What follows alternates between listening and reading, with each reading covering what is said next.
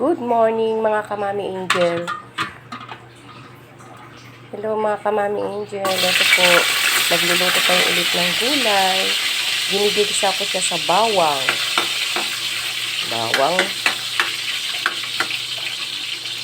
Sunod.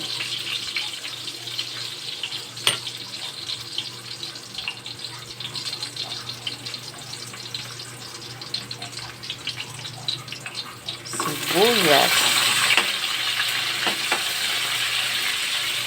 Kamatis. Ayan, medyo lulutuin lang muna yung kamatis.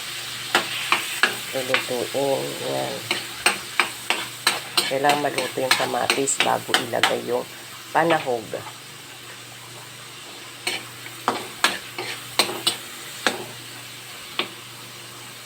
Yan, dinudurog ko yung kamatis para maluto agad.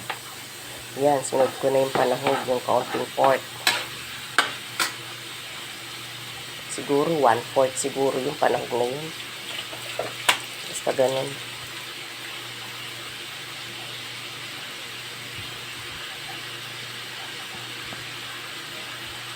Pero yung panahog kung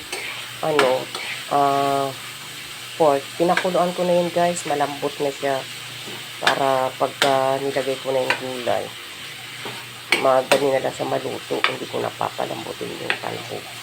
Malambot na siya. Dinudurog-durog ko lang yung kamatis kasi hindi pa siya masyadong luto.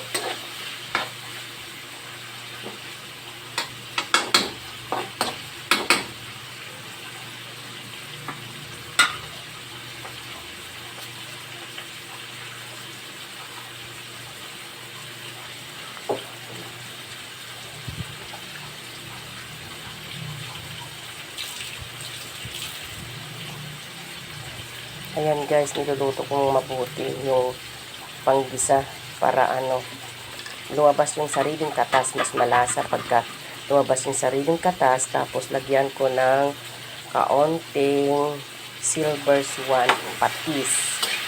Yun ang kanyang pampalasa. Yan, iga-igain ko yung ganyan hanggang sa maiga. Tapos pag naiga, itatambog na yung mga halo-halong gulay, sari-saring gulay. Ayan guys. Sari-saring gulay ang itatambog ko dyan pag naiga-iga na yung pagkagisa. Masarap kasi pagka naiga yung pagkagisa niya. Ayan, nilagyan ko ng konting asin. Konti lang yun guys, maliit lang yung spoon ko, para pang clay spoon lang yun sa mga pang tipat, gano'n. Tapos halu-haluin. Halo, gano'n. Para maiga-iga siya.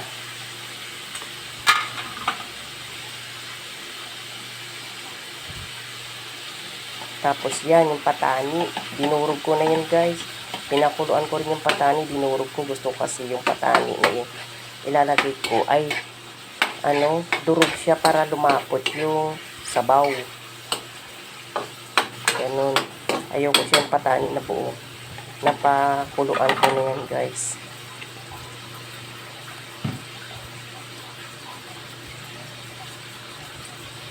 Tapos hinuhugasan ko yung dyan, gulay na ilalagay ko, hinugasan ko.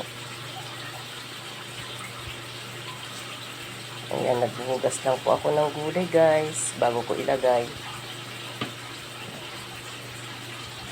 Masarap po kasi pag may gulay-gulay. Ayan, pinagsabay-sabay ko na yung gulay. Ayan, malinis po yung kamay ko dyan guys. Bago ko hinawakan yung gulay, nagugas po ako ng kamay. Ayan, ganyan guys. Ang pagluto ko ng gulay. May orange version, ginisang gulay na tawag nito kalabasa, sigarilyas, okra, talong, tapos yun nga yung dinurog kong patani. Yan, tatakpan ko na siya guys para maluto yung gulay.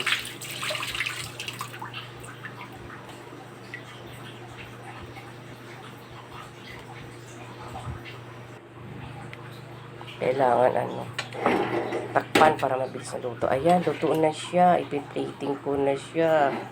Luto na yung gulay ko, guys. Ipi-plating ko na. Mainit, umusok-usok. Ayan.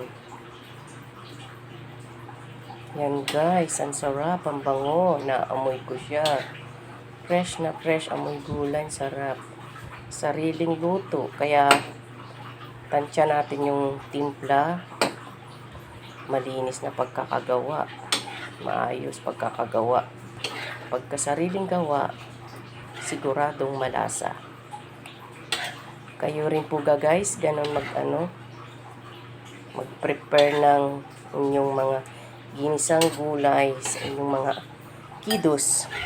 Kasi si Angel, paborito niya pala kalabasa. Kaya lagi ako nagluluto ng ginisang kalabasa. Ayan ang paborito niya. Gisa-gisa lang kalabasa.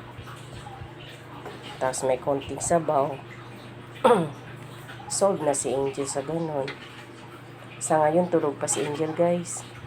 Kaya habang tulog siya, guys, nagluluto na ako para paggising niya, papakainin ko na lang. Kasi paggising na siya, guys, malikot. Bantayin, hindi ako makapagluto. Ayan, mainit.